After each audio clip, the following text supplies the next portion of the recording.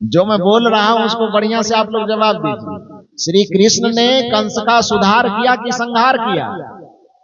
संहार किया। राम जी के सामने में रावण चले आते हैं, स्वभाव से, संस्कार से, विचार से, व्यवहार से बेचारा बिगड़ा हुआ है। तो श्री राम जी ने अपने ज्ञान से, विचार से, संस्कार से, प्रवचन से, उपदेश से रावण के जीवन में सुधार लाया कि गला काट करके रावण का वृंदावन बिहारी लाल की जय? क्या किया? सुधार किया कि संहार? संहार। क्यों किया संहार? क्योंकि भगवान के पास सुधार का ऑप्शन नहीं है। जो भी भगवान है, हिरण्याकश्यप के पास कौन पहुंच गए? नरसिंह भगवान पहुंच गए। हिरण्याकश्यप का सुधार कर दिया कि पेट फाड़ करके संहार कर दिया? क्या किया? संहार किया। राम के सामने में रावण आएंगे, उसमें सुधार नहीं ला सकेंगे, वो संहार करेंगे। कृष्ण के सामने कंस आएंगे, कंस का सुधार वह नहीं कर सकेंगे, कंस का संहार करेंगे। नरसिंह के पास में हिरण्याकश्यप आएंगे, उसके विचारों में वह सुधार नहीं करेंगे बल्कि उसका संहार करेंगे। और दूसरे तरफ यदि भगवंत का अवतार संहार करता है, यानी मार देता है, खत्म ही कर देता है, और दूसरे तरफ यदि संत अवतार के रूप में आते हैं, यदि बुद्ध के सामने में अंगुलीमाल जाता है तो बुद्ध ने अंगुलीमाल का संहार किया कि सुधार किया? क्या किया? सुधार किया। सप्तऋषि मंडली के पास में यदि रत्नाकर जाता है तो रत्नाकर का संहार होता है कि सुधार होता है? क्या होता है? सुधार होता है। ऑप्शन कौन वाला सही है, सुधार वाला कि संहार वाला? यदि आपके जीवन में कोई बुराई हो, कोई अवगुण हो, कोई पाप हो, कोई विकार हो, कोई भूल हो, कोई चूक हो, कोई बुराई हो, तो आप यह बताइए कि आप अपने जीवन के लिए या अपने लिए कौन सा ऑप्शन चुनेंगे, सुधार वाला कि संहार वाला? तो सुधार के लिए जाना किसके पास चाहिए? संत के पास कि मंदिर के पास? जाते किधर है आप? तो वहां पर क्या होगा? सुधार का ऑप्शन है वहां? वहां सुधार का ऑप्शन नहीं है। भगवंत का अवतार इस संसार में सुधार के लिए नहीं होता, भगवंत का अवतार इस संसार में संहार के लिए होता है। और यदि कदाचित हमारे जीवन में कोई भूल है, कोई चूक है, कोई अपराध है, कोई विकार है, कोई अज्ञानता है, कोई नादानी है, कोई पाप है, यदि हम सीधे मंदिर के तरफ दौड़ लगाते हैं और सत्संग की अवहेलना करते हैं, भगवान की मूर्ति के सामने हम जाकर के सर झुकाते हैं, किंतु संत के शरण में आना हम पसंद नहीं करते हैं, तो उस व्यक्ति को याद रखना चाहिए कि भगवान के पास सुधार का कोई ऑप्शन नहीं है, वहां पर सीधे संहार का ऑप्शन है। और संतों और गुरुजनों के पास सुधार का ऑप्शन है। इसलिए यदि अपने जीवन के विकारों का सुधार करना चाहते हैं तो आपको सत्संग से प्रेम करना चाहिए, संत के चरण से प्रेम करना चाहिए, संत के शरण में आना चाहिए। हनुमान जी के मंदिर में एक भक्त पहुंच जाता है और भक्त ने कहा कि भगवान, मेरे अंदर बहुत पाप है, बहुत विकार है, आप मेरा सुधार करके उद्धार कीजिए, रिद्धि सिद्धि सब प्रदान कीजिए, अष्ट सिद्धि नवनिधि के दाता आप ही पूरा कीजिए। ध्यान से सुनिए, यहाँ हनुमान जी को मैं भगवान का प्रतिनिधि बना रहा हूं और हनुमान जी यहाँ फैसला कर रहे। हनुमान जी कहे कि अच्छा एक बात बताओ कि तू सीधे मेरे सामने अष्ट सिद्धि नवनिधि लेने के लिए आ गया है, थोड़ा सा नारियल लेके, सवा केजी लड्डू लेके, एक बात बताओ कि वहां जो तरी घाट में सत्संग हो रहा था वहां गया था कि नहीं गया था? प्रयागराज से यतीन्द्र साहब आए थे, धमतरी से इधर हरेंद्र साहब आए थे, बिहार से अभय साहब आए थे, हरियाणा से उधर गुलशन साहब आए थे, इतने दूर दूर से संत आए थे तरी घाट में, वहां पर संत का दर्शन किया कि नहीं? ये कौन कह रहे हैं? हनुमान जी। भक्त ने कहा बड़ा गजब है, आप तो सबसे पावरफुल देवता है, चौराहे चौराहे पर बैठे रह करके पूरे सब की रक्षा करते रहते हैं, तो आपके जैसे पावरफुल बल और बुद्धि के देवता होने के बावजूद भी जब हम आपके शरणागत हैं तो हमको सत्संग में जाने की क्या आवश्यकता है, हमको संत के पास जाने की क्या आवश्यकता है? हनुमान जी ने कहा, नादान, ये दुनिया, ये संसार, पूरी सृष्टि संविधान से चलता है। जब तक संविधान नहीं बनता तब तक कोई चाहे कितनी मनमानी कर ले, लेकिन जब एक बार संविधान का निर्माण हो जाता है तो संविधान को बनाने वाला भी उस नियम के दायरे में आ जाता है। जब तक मेरे नाम का कोई संविधान न बना होगा तब तक पता नहीं क्या हुआ होगा, वो मैं नहीं जानता। लेकिन जब से मेरे नाम का संविधान बना है, मुझे भी उस संविधान के दायरे में जीवन चलाना पड़ता है। जो भक्त गया था मंदिर में, थोड़ा अचंभा रह गया। उन्होंने कहा, हनुमान जी, ये तो पहली बार मैं सुन रहा हूं कि भगवान का भी कोई संविधान होता है। हनुमान जी ने कहा, बिल्कुल होता है। राम जी का संविधान रामायण है, कृष्ण जी का संविधान गीता और श्रीमद् भागवत है, कबीर साहब का संविधान बीजक है कि नहीं? ईसा मसीह का संविधान बाइबिल है, हजरत मोहम्मद इस्लाम का संविधान, हजरत मोहम्मद साहब का संविधान कुरान है कि नहीं? सनातन संस्कृति में चलने वाले अपने संविधान वेद को मानते हैं कि नहीं मानते हैं? तो हनुमान जी ने कहा कि सभी संस्कृति में जीने वालों का अपना अपना एक संविधान होता है, धार्मिक विधान होता है। तुम मेरे मंदिर में आए हो तो मेरा भी तो कोई संविधान है। भक्त ने कहा, मेरा माथा चकरा गया, मैं कुछ समझ नहीं रहा। हनुमान जी, आप बताइए आपका कौन सा संविधान है? हनुमान जी ने कहा, मेरा संविधान है छोटा सा, हनुमान चालीसा। कौन सा संविधान? हनुमान चालीसा, वो मेरा संविधान है। और जब से वह संविधान बना, उस संविधान के अनुसार मुझे भी कार्य करना पड़ता है। तो कहा, वो संविधान क्या कहता है प्रभु, आप समझाइए। हनुमान जी ने कहा, कभी पढ़े हो कि नहीं पढ़े? आप लोगों से मैं पूछ रहा हूं, कभी हनुमान चालीसा पढ़े हैं? नहीं पढ़े? पढ़े हैं। कुछ लोग कहते हैं पढ़े हैं, कुछ लोग कह रहे हैं नहीं पढ़े। अच्छा, पढ़े नहीं तो कम से कम चौक चौराहे पर लाउड स्पीकर में जब बजता है हनुमान चालीसा तो सुने हैं कि नहीं सुने? सुने हैं। कुछ पंक्ति तो याद होगा, 40 चौपाई की होती है वो, इसलिए तो उसको चालीसा कहा जाता है। पूरे कभी याद हो कि ना हो, लेकिन उसकी पहली पंक्ति आपने सुना है उसको, कभी उस पर विचार किए हैं?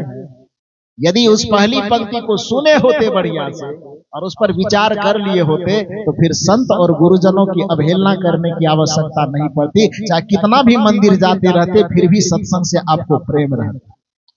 और यदि आपने उस पर सुन करके विचार नहीं किया तो आज मैं सुना रहा हूं, इसको बढ़िया से सुनिए। हनुमान जी ने कहा कि मेरे संविधान को कभी नहीं पढ़े हो। भक्त ने कहा, पढ़े हैं लेकिन ध्यान नहीं दिए आप कहना क्या चाहते हैं। हनुमान जी ने कहा, मेरे संविधान की पहली पंक्ति सुनो। श्री गुरु चरण सरोज रज निज मन मुकुर सुधार, वरनौ रघुवर विमल जसु जो दायक फल चार, बुद्धिहीन तनु जानिके सुमिरो पवन कुमार, बल बुद्धि विद्या देहु मोहि, हरहु कलेश विकार। यह हनुमान चालीसा की पंक्ति है कि नहीं? इसको किसी कबीर पंथी ने लिखा है, इसको कबीर साहब ने लिखा है, इसको हनुमान जी का कोई भक्त होगा गोस्वामी तुलसीदास जी के नाम से प्रचलित है। किसने लिखा किसी को पता नहीं, लेकिन नाम है कि गोस्वामी जी ने लिखा। मान लो कि गोस्वामी जी नहीं लिखा हो तो आप इस पंक्ति को देखें कि इस पंक्ति में क्या लिखा गया। श्री गुरु चरण सरोज रज, वर्णन किसका है? हनुमान चालीसा का जो वर्णन है वो किसके लिए है? हनुमान जी के लिए। लेकिन उसमें पहली वंदना जो लिखी गई है वो किसकी लिखी गई है? हनुमान जी की, गुरु भगवान की। और हम शनिवार हनुमान जी के मंदिर पहुंच जाते हैं, सत्संग से हमको क्या लेना देना है। हनुमान जी के भक्त ये है, भूत पिशाच निकट नहीं आवे, महावीर जब नाम सुनावे, कि महात्मा लोगों को कौन मिलता है? क्यों? जिस हनुमान जी का नाम लेने के कारण आप कहते हैं कि सत्संग और संत की क्या आवश्यकता है, वो हनुमान जी आपको सिखा रहे हैं कि मेरे दरबार में आने से पहले तुमको कहां जाके डुबकी लगाना चाहिए? श्री गुरु चरण सरोज रज। श्री सदगुरु के चरण कमल में पहुंच करके सदगुरु के चरण से, मुख से, वाणी से जो गंगा, ज्ञान की गंगा प्रवाहित होती है, पहले जाकर के वहां डुबकी लगा लो तो तुम्हें पता चलेगा कि असली मंदिर कौन है और असली भगवान कौन है। किस मंदिर में हमें जाना चाहिए और किस भगवान की पूजा करनी चाहिए, ये अपने आप पता चाहिए। इसलिए कहा जा रहा है कि मंदिर आने से हनुमान जी अपने भक्त को कह रहे हैं कि मंदिर तू आ गया, हमसे अष्ट सिद्धि और नवनिधि मांग रहा है, लेकिन इतना बात याद रख कि सत्संग और संत की अवहेलना करने वाले किसी भी भक्त को, किसी भी व्यक्ति को कोई भगवान चाह करके भी आशीर्वाद नहीं दे सकता। जो संत की अवहेलना करता है, जो सत्संग की अवहेलना करता है, जो धर्म, ज्ञान और भक्ति से प्रवाहित इस ज्ञान गंगा की अवहेलना करता है, तो पूरी दुनिया की किसी भी देवता में यह सामर्थ्य नहीं है कि उस भक्त का उद्धार कर दे, उस भक्त का कल्याण कर दे। इसलिए किस मंदिर से आप आस्था रखते हो, आपके आस्था को धन्यवाद है। किस भगवान से आप आस्था रखते हो, अपने जगह पर आप आस्था रखे रहो।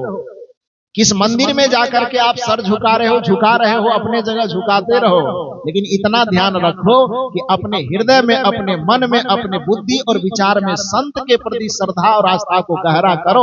सत्संग के प्रति आस्था को डवाडोल न होने दो, बल्कि सत्संग के प्रति अपना इतना आस्था बनाओ और सत्संग में जाते जाते जाते जाते आपको पता चल जाएगा कि हमारा असली भगवान क्या है, भगवान का असली स्वरूप क्या है। और जब भगवान के असली स्वरूप को समझ जाएंगे, भक्ति के असली स्वरूप को समझ जाएंगे, ईश्वर के असली स्वरूप को समझ जाएंगे और ईश्वर की पूजा विधान को असली रूप में जान जाएंगे, तो फिर आपको बाहर भटकने की आवश्यकता नहीं पड़ेगी। आपका तन ही आपके लिए मंदिर हो जाएगा और इस तन रूपी मंदिर में बैठा हुआ आत्मा ही आपके लिए भगवान, परमात्मा और ईश्वर हो जाए।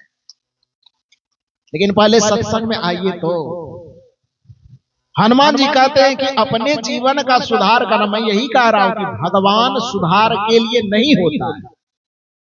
भगवान यदि सुधार के लिए होता तो हनुमान जी कह रहे हैं कि श्री गुरु चरण सरोज रज। श्री गुरुदेव के चरण रज को जाकर के स्पर्श करो, यानी उसके शरणागत हो। भक्त ने पूछा उनके पास आने की क्या जरूरत है, हम तो आपसे नाता जोड़े हैं। हनुमान जी कहते निज मन मुकुर, संहार की सुधार, थोड़ा जोर से बोलिए, निज मन मुकुर सुधार। श्री गुरुदेव के चरण में जाकर के शरणागत हो जाओ। प्रश्न हुआ क्यों? हनुमान जी कहते निज, निज मन अपना, मन समझ रहे हैं ना, निज मन मुकुर। मुकुर का मतलब क्या? मुकुर का मतलब होता दर्पण, आईना। मन रूपी आईने को सुधारने के लिए कहा, क्योंकि मन रूपी आईने में ही उस भगवान का साक्षात्कार है। इसलिए कबीर साहब ने कहा कि परमात्मा आपके घट में दर्शेंगे, उसके लिए मन रूपी दर्शन का, दर्पण का साफ होना आवश्यक। कबीर साहब का एक पद है ना, गुरु से कर ले मेल गवारा का, सोचत बारंबार। इस पद में एक कड़ी आती है, जो दर्शन को दिल चाहिए तब दर्पण मांजत रहिए। यदि अपने भीतर में बैठे उस परम सत्य का, उस रमैया राम का दर्शन करना चाहते हो तो अपने चित्त रूपी, मन रूपी दर्पण को क्या करते रहो? मांजते रहो। जो दर्शन को दिल चाहिए तब दर्पण मांजत रहिए। क्यों मांजना है? क्योंकि जब दर्पण में लागी काई तब तरस कहां से पाई। इसलिए गुरु से मेल करो ताकि वो काई को मिटा दे। गुरु से कर ले मेल गवारा का, सोचत बारंबार। गुरु से मेल करो ताकि मन और चित्त रूपी दर्पण पर जो अनादि काल से लगे हुए विकारों का मैल है, गुरु के शरण में जाने से वह छूट जाएगा। जिस दिन यह मन आपका दर्पण की तरह चमकना शुरू हो जाएगा, कबीर साहब का यह दावा है कि कबीरा मन निर्मल भया, जैसे गंगा नीर, तो फिर किसी भगवान को खोजने की आवश्यकता नहीं पड़ेगी, बल्कि दुनिया के सभी देवी देवता और भगवान पीछे पीछे हरि फिरे। कहत कबीर कबीर, साहब कहते हैं उस भक्त के पीछे पीछे दुनिया के सारे भगवान घूमते हैं, जिस भक्त का मन एकदम दर्पण की भांति निर्मल हो जाता है, गंगा की भांति पवित्र हो जाता है। कबीरा मन निर्मल भया जैसे गंगा नीर, पीछे पीछे हरि फिरे कहत कबीर। ये मन को दर्पण की भांति चमकाने के लिए संत महापुरुष तो कहते ही हैं। कदाचित सोचिए हमारे दुनिया का संस्कृति कितना सभ्य रहा होगा। कुछ समय में जो फिल्म बनाने वाले फिल्म के लोग भी कहते हैं कि भैया यदि जीवन में अपने भीतर में आत्मा परमात्मा का साक्षात्कार करना हो तो मन रूपी दर्पण को धोते रहना। वेद में तो एक कहता है, कहा ही जाता है, वेद में भी ऋचा आई है, उपनिषद में ऋचा आई है कि अंतः शरीरे ज्योतिर्मयो ही शुभ्रो यंग पश्यन्ति यत्यः क्षीण दोषः, कि अंतः शरीर के अंतःपुर में ही वह परमात्मा निवास करते हैं, लेकिन उसको वही देख सकता है यत्यः क्षीण दोषः, जिसके चित्त पर से समस्त दोष का आवरण उतर चुका हो, विकार का आवरण उतर चुका हो, वही अपने घट में उस परमात्मा का दर्शन अनुभव करता है। यह बात कबीर साहब कह रहे हैं, यह बात और महापुरुष कह रहे हैं, लेकिन हमारे भारतीय संस्कृति का कितना परंपरा प्रगाढ़ रहा होगा, कितना धनी रहा होगा कि एक जमाने में फिल्म बनाने वाले, फिल्म दुनिया के लोग, हालांकि फिल्म का काम अलग है, उसका विभाग, विषय, भोग, राग, रंग, दुनिया, ये सब विपरीत करना है, लेकिन सोचिए कि कितना उद्गार रहा होगा वो फिल्म बनाने वालों के अंदर कि फिल्म के गाना में भी इस चीज को पिरोया है। वो गाना शायद आप लोगों को याद हो, मैं गुनगुनाऊं तो आपको याद होगा। तोरा मन दर्पण कहला, सुने इसको, गाना समझ के सुने कि भजन समझ कर? क्या समझ करके सुने हैं? भजन समझ करके। हम भी बहुत दिन तक भजन ही समझते रहे, बाद में पता चला ये तो फिल्म का गाना है।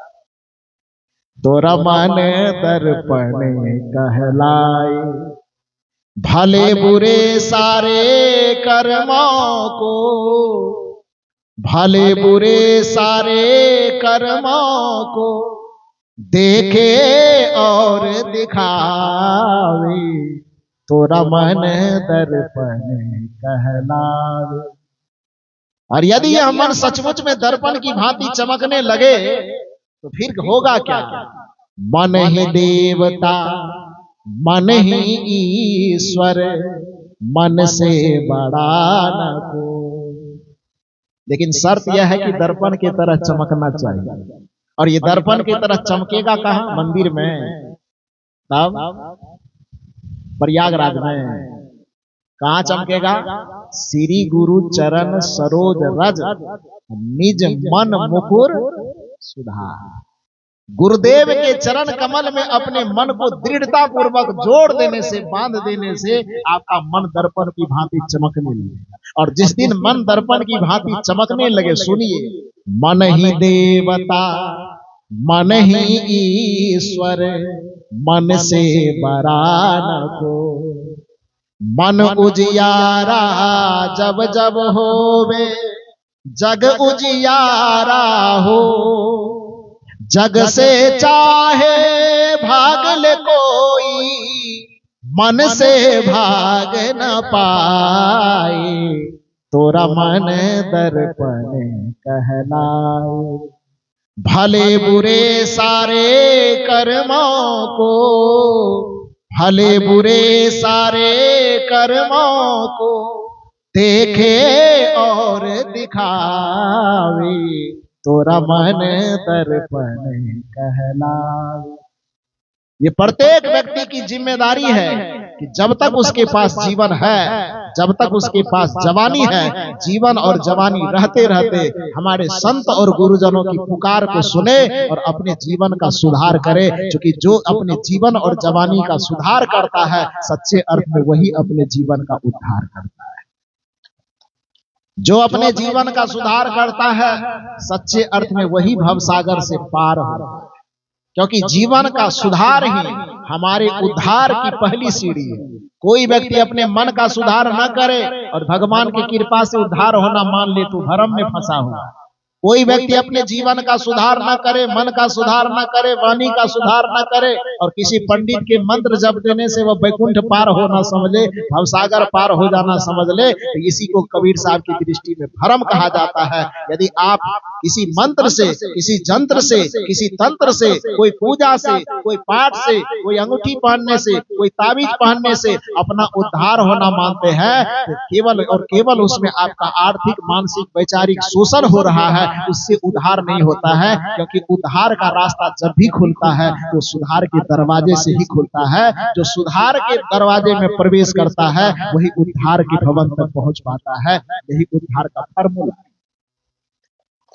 इसलिए कहा जाता है कि श्री गुरु चरण सरोज रज निज मन मुकुर सुधार, वरनौ रघुवर विमल जसु जो दायक फल। कि गुरुदेव के चरण कमल से होकर के गुजरने पर ही हमें 4 फल की प्राप्ति होती है। और 4 फल क्या क्या है? दिन में भी मैंने जोराया था तो टमाटर, सब क्या जोराए थे? कद्दू भी जोराए थे। 4 फल में क्या क्या जोराए थे? अर्थ, धर्म, काम और मोक्ष।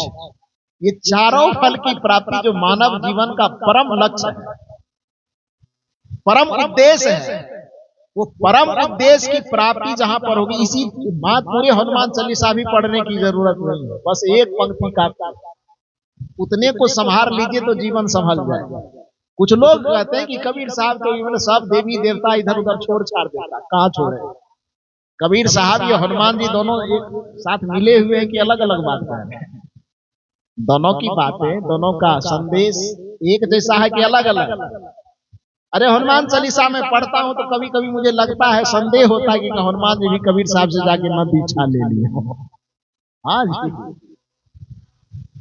लोग कहते हैं कि भगवान आदमी को आलसी बनाता है। कबीर साहब ने पुरुषार्थवाद का संकेत दिया कि करो बहिया बल आपनी छार बिरानी आस, जाके आंगन नदी बहे सोकस मरे पियासी। पुरुषार्थवाद का सबसे बड़ा प्रेरणा स्तंभ है कि नहीं? ये प्रेरणा वाक्य है ना ये, करो बहिया बल आपनी छाड़ बिरानी आस, जाके आंगन नदी बहे सोकस मरे पियास। ये भगवानवाद का समर्थन है कि पुरुषार्थवाद का? पुरुषार्थवाद का है। अब हनुमान जी से थोड़ा सा टॉपिक ले लीजिए। हनुमान जी कहते हैं कि यदि अपना कल्याण करना है, भौतिक आध्यात्मिक उन्नति करना है, तो किसी भगवान के भरोसे मत बैठना। तब क्या करना? आपन तेज संभारो आपे, तीनों लोक हांकते कांपे। या आपको भगवानवाद वाला फॉर्मूला झलकता है कि पुरुषार्थवाद वाला? क्योंकि ये पंक्ति क्या कर विचार किए नहीं ना है आप, केवल आंख मूंद करके बेलपत्तर चढ़ाते आए हैं, अगरबत्ती झुलाते आए हैं, दिया जलाते हैं। विचार करेंगे तो सारा सूत्र वहां भरा पड़ा है। हनुमान जी कहते हैं कि आपन तेज, आपन मन क्या होता है? आपन मन अपना, तेज मन, तेज का मतलब इंद्रियों से प्रवाहित होने वाली शक्ति, इंद्रियों से प्रवाहित होने वाली एनर्जी। आंख से जो शक्ति प्रवाहित हो रही, कान से जो शक्ति प्रवाहित हो रही, मुख से जो शक्ति प्रवाहित हो रही है, स्पर्श शक्ति प्रवाहित हो रही है, मन और इंद्रियों से जो शक्ति बाहर में प्रवाहित हो रही है, उसी को आध्यात्मिक भाषा में तेज कहा जाता है। तेज इक्वल टू एनर्जी, तेज इक्वल टू शक्ति। इसको जो कहिए तो आपन तेज संभालो, किसके भरोसे? आपन तेज संभालो किसके भरोसे? दुर्गा माई की काली माई। आपन तेज संभालो भोले बाबा के भरोसे कि सत्यनारायण बाबा के भरोसे? किसके भरोसे? तो अपने भरोसे संभालो। आपन आस कीजे बहु तेरा, कबीर साहब का फॉर्मूला है। करो बहिया बल आपनी, ये पुरुषार्थवाद का सूत्र है। और हनुमान जी करें आपन तेज संभारो भगवान के भरोसे। आपन तेज संभारो ऊपर वाले के भरोसे नहीं ना, आपन तेज संभारो अपने भरोसे। तो अपने भरोसे कबीर साहब जब यह बात करें कि आपन आस कीजे बहु तेरा, जब कबीर साहब यह कह रहे हैं कि करो बहिया बल आपनी छार बिरानी आस, ये पुरुषार्थवाद का सूत्र है। जब हनुमान जी कह रहे हैं कि आपन तेज संहारो आपे, तो ये पुरुषार्थवाद का सूत्र नहीं है ना जी। और अपने तेज को अपने भरोसे भी संभाल लोगे, अपने वाणी को अपने भरोसे आप संभाल लोगे, अपने मन और इंद्रियों को किसी भगवान के हवाले नहीं करोगे, अपने पाप और पुण्य की वृत्ति को किसी भगवान के हवाले न करके जिस दिन यह समझ लोगे कि हमारे ही हाथ में हमारा पाप छिपा हुआ है, हमारे ही कर्म में हमारा पुण्य छिपा हुआ है, जिस दिन उस कर्म की धारणा को समझ करके और अपने कर्म वाणी मन और इंद्रियों को अपने आप से संभालना शुरू कर दोगे, हनुमान जी कहते उसी दिन से तीनों लोग हाँकते कांपे, तुम्हारे एक इशारा से तीनों लोग कांपना शुरू हो जाएगा, थरथराना शुरू कर देगा। आपन तेज संहारो आपे, ऐसा नहीं लग रहा कि कहीं हम गलत अर्थ कर रहे हैं, गलत अर्थ की कहीं गुंजाइश नहीं है इसमें, स्पष्ट।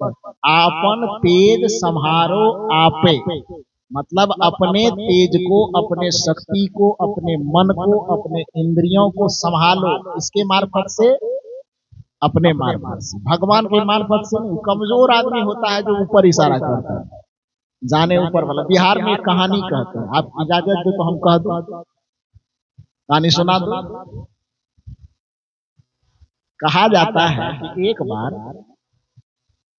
एक गांव में नाच की व्यवस्था है। नाच समझते हैं ना, नाच तमाशा रात में लोग उधर करते हैं, इधर भी शायद होता है।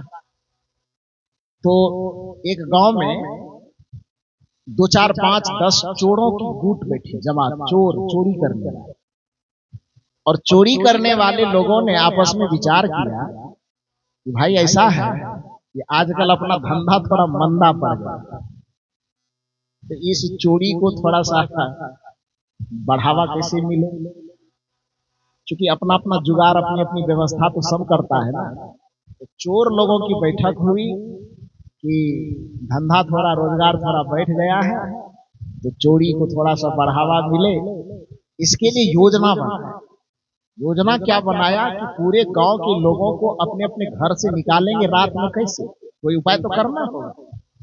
तो कुछ लोगों ने कहा ऐसा करेंगे, सत्संग कर देते हैं, सत्संग सुनने लोग थोड़े जाएगा तब और कुछ कर देते। कहा ऐसा है कि पूरे गांव के लोग अपना अपना घर बिस्तर छोड़ करके ठंडी गर्मी का परवाह किए बगैर एक ही चीज में शामिल हो सकता है, वो है कोई नाच कर दो। तब पूरे गांव के लोग अपना रजाई फेंक करके वहां पर पहुंच जाएंगे।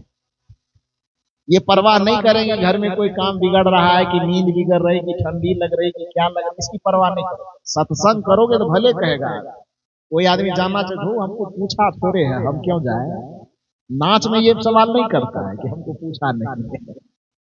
तो चोरों ने आपस में विचार किया कि सत्संग करोगे तो पूरे गांव के लोग अपना अपना घर छोड़ करके जमा नहीं होंगे, बस एक चीज में जमा हो सकता है, उस चीज का नाम है नाच।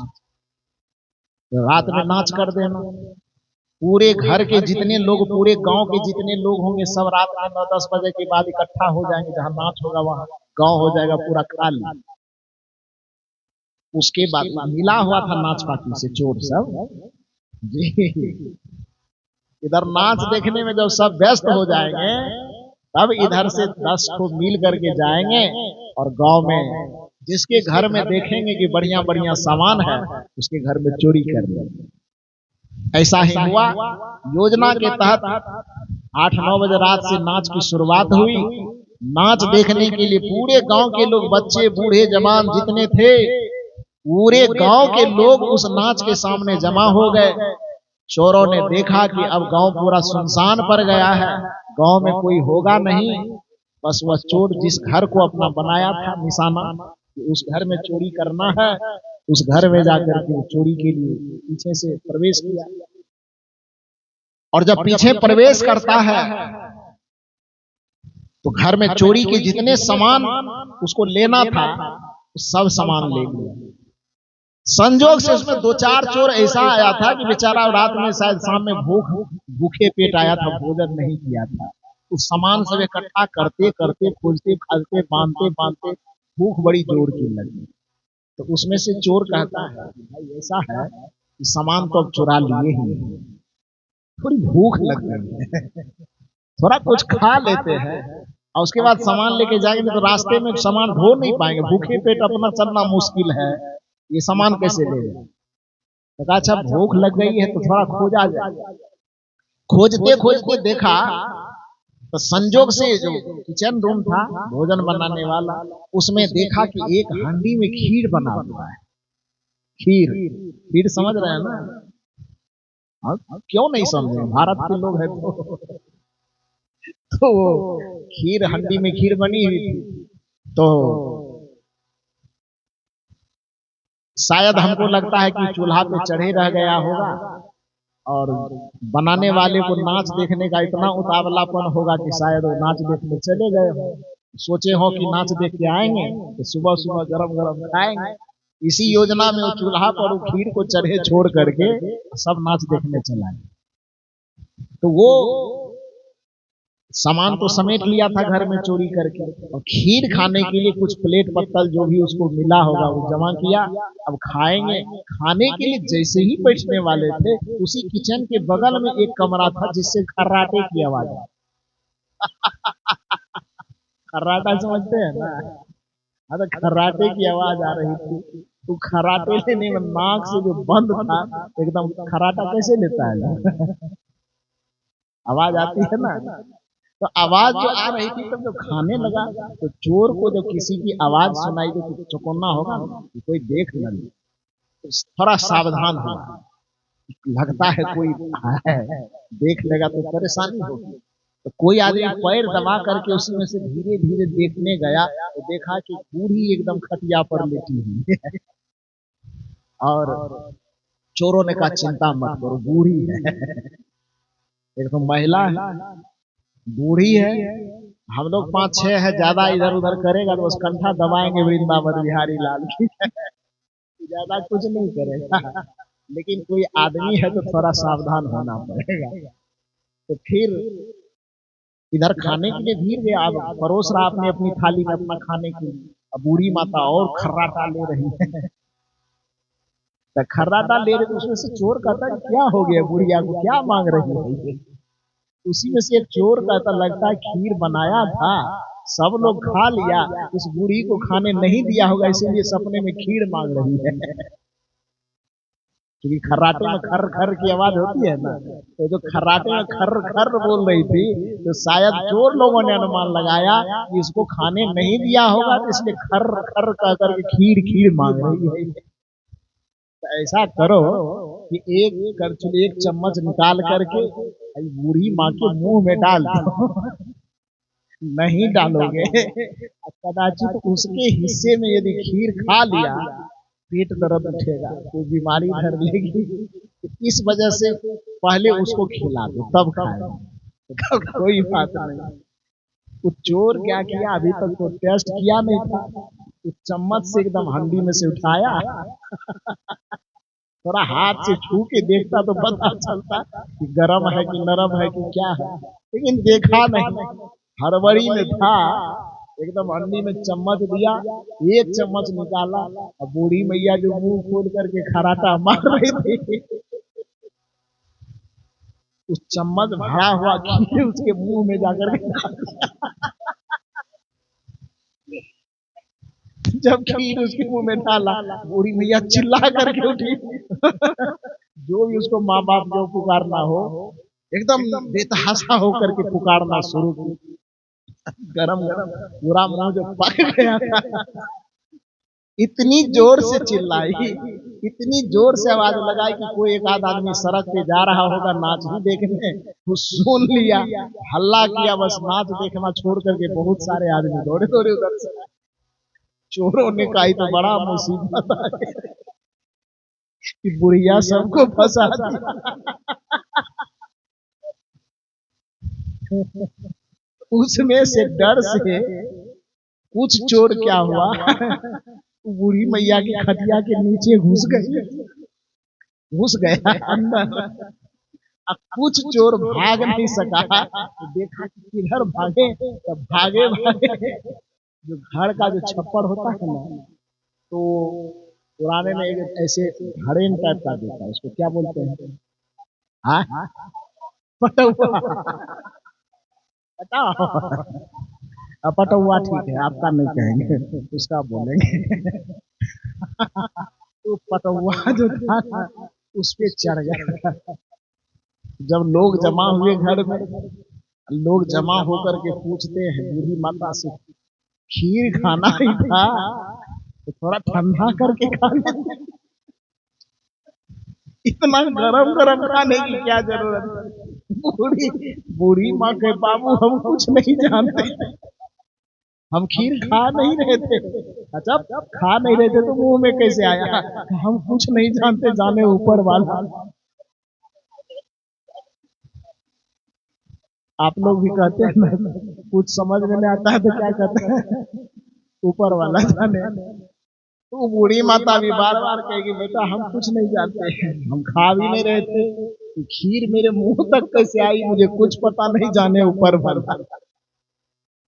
लोग कहे, अरे अपने मुंह में कैसे से चला जाएगा, कुछ तो की होगी, आखिर खीर यहाँ कैसे आ गया? तू लाई होगी तब नहीं आया होगा, वो हंडी में से वहां किचन में से उठ के यहाँ कैसे आ जाएगा तुम्हारे बेड के पास? तो बेटा मैं कह रहा हूं, मैं कुछ नहीं जाने, जाने ऊपर वाला। लोग घेरे हुए थे, अपने अपने तरफ से अलग अलग तरीके से पूछ रहे थे। अब बूढ़ी मैया कोई जवाब न दे, बस हर एक बात का एक ही जवाब, बेटा हम कुछ नहीं जाने, जाने ऊपर वाला। तो बार बार जो ऊपर वाला ऊपर वाला ऊपर वाला करे, तो 4 ठो पलंग के नीचे में था, 4 ठो पटवा पर था, ऊपर में था। तो बार बार जो बूढ़ी मैया ऊपर वाला करे, ऊपर वाला को बड़ा गुस्सा होता। उन्होंने वहीं से चिल्ला करके कहा, है बूढ़ी मैया चुप, सारे बात ऊपर वाला जाने, नीचे वाला खटिया के नीचे वाला कुछ न जाने।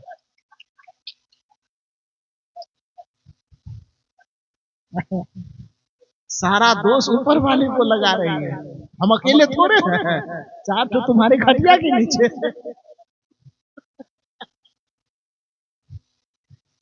तो सारी जिम्मेदारी ऊपर वाले को मत दो, कुछ जिम्मेदारी नीचे वाले को भी दो। तो हनुमान जी यहाँ पर आपन तेज संहारो आपे, ये जिम्मेदारी ऊपर वाला को दिया कि भीतर वाले को दिया? यदि अपने तेज को खुद संभालना है तो खुद बाहर में है कि खुद भीतर में है? तो सारी जिम्मेदारी ऊपर वाला लेगा, पटावा वाला, कि खुद खटिया के नीचे वाला लेगा? आपन तेज संभारो आपे, तीनों लोक हाँकते कांपे। जिस दिन हम भाग के ऊपर में कोई जिम्मेदारी नहीं थोपेंगे, भगवान के ऊपर कोई जिम्मेदारी नहीं थोपेंगे, ऊपर वाले के ऊपर कोई जिम्मेदारी नहीं थोपेंगे, बल्कि हनुमान जी के अनुसार आपन तेज संहारो आपे को समझ लेंगे। कबीर साहब की भाषा में आपन आस कीजिए बहु तेरा के भाव को समझ लेंगे। करो बहिया बल आपनी छार बिड़ानी आस के भाव को समझ लेंगे। उस दिन अपने सुधार की और उद्धार की जिम्मेदारी दूसरे के माथे पर न फेंक करके अपनी जिम्मेदारी पर उस सुधार को ले आएंगे। और जो संत महापुरुष सत्संग मंच लगा करके गली गली में दुनिया वालों को बताते फिरते हैं कि संत महापुरुष कह रहे हैं पुकार, हे मानव अपने जीवन का कर लो सुधार, अपने जीवन का सुधार करो, तभी आपका उद्धार संभव है।